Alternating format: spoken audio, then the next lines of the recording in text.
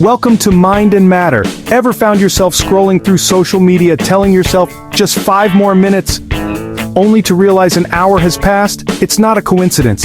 Social media platforms are designed to hijack your brain's reward system using a powerful chemical called dopamine. We're diving deep into how these platforms keep you hooked, the psychological tricks they use, and how to break free and regain control of your mind. So buckle up, because we're about to take you on a wild ride through the world of dopamine, addiction, and the hidden costs of our digital lives. Alright, so first things first, what the heck is dopamine?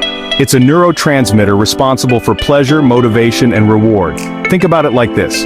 You eat a delicious meal, you have amazing sex, you crush it at the gym, boom, your brain dumps dopamine, and you feel good. It's the brain's way of reinforcing behaviors essential for survival, like eating and procreating. But here's the thing, social media platforms have figured out how to hack this system. They've engineered these platforms to trigger dopamine release with every like, comment, and notification. Instead of getting that dopamine hit from real-life experiences, we're getting it from this constant stream of digital validation. And the crazy part is, it doesn't even have to be a real reward. A dopamine hit is a dopamine hit. So, how do these social media platforms actually trigger dopamine? It's all about the algorithm, baby. They've designed these algorithms to be like digital slot machines. Think about it. Every time you open up your phone and refresh your feed, it's like pulling the lever on a slot machine. Sometimes you get a reward, a bunch of likes, a funny comment, a message from someone you like, and sometimes you don't. And that's the genius of it, because it's that unpredictable reward that keeps us coming back for more.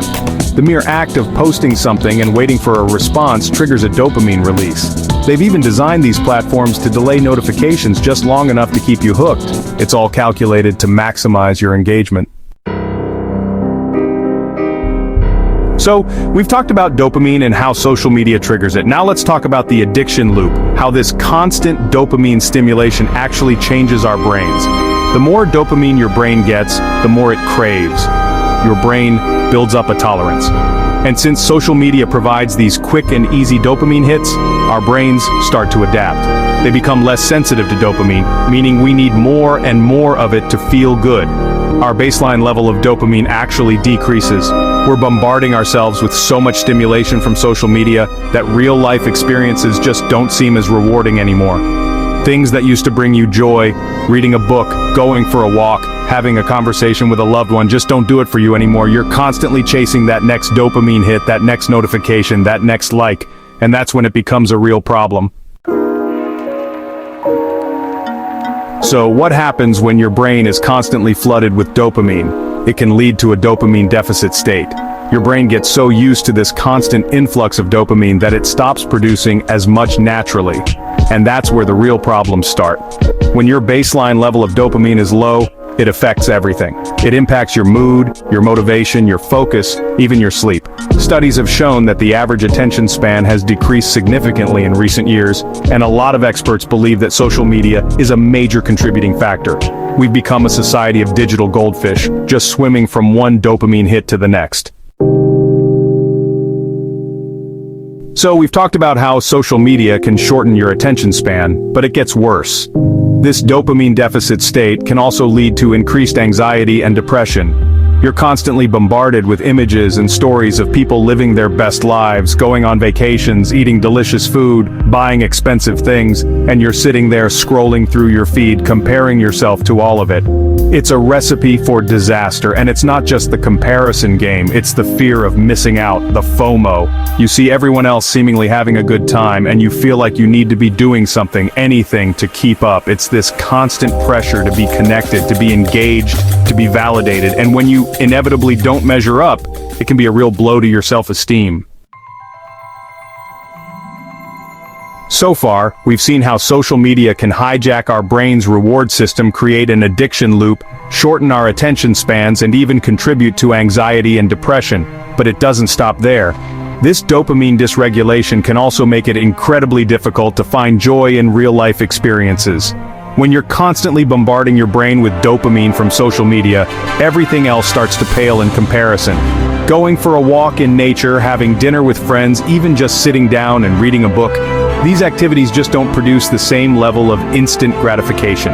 It's like your brain has become numb to the subtle pleasures of everyday life. Alright, so we've talked about how social media affects our brains, but let's talk about the tactics, the tricks, the psychological warfare that these platforms use to keep us hooked. One of the biggest ones is infinite scrolling. You're scrolling through your feed and it just keeps going and going. There's no end in sight. Then there are the notifications, those little red dots that seem to scream for your attention. They're designed to trigger that fear of missing out, to pull you back into the app, even when you know you should be doing something else. And let's not forget about the likes and comments. They've created this whole system of social validation, where our self-worth is measured in likes and follows. So, we've covered a lot of dark stuff, but here's the good news. It's not all doom and gloom. There are things you can do to break free from the grip of social media addiction, to reclaim your dopamine, and start living a more fulfilling life. First and foremost, you gotta set some boundaries, set some screen time limits, turn off notifications, create some distance between yourself and your device. And I'm not saying you gotta go full-on digital detox, although that can be helpful too, but start small. Maybe designate certain times of the day as phone-free zones like meal times or the hour before bed. Another thing you can do is to be more mindful of your social media use. Ask yourself, why am I scrolling? Am I actually getting anything out of this, or am I just wasting time and dopamine? Social media isn't all bad, but understanding how it manipulates our brain helps us take control. It's like anything else, it's a tool, and it can be used for good or bad. But if we're not careful, it can easily take over our lives. So the next time you feel the urge to scroll, ask yourself, am I using social media or is it using me? Are you getting more out of it than it's getting out of you? Are you connecting with real people or just consuming content?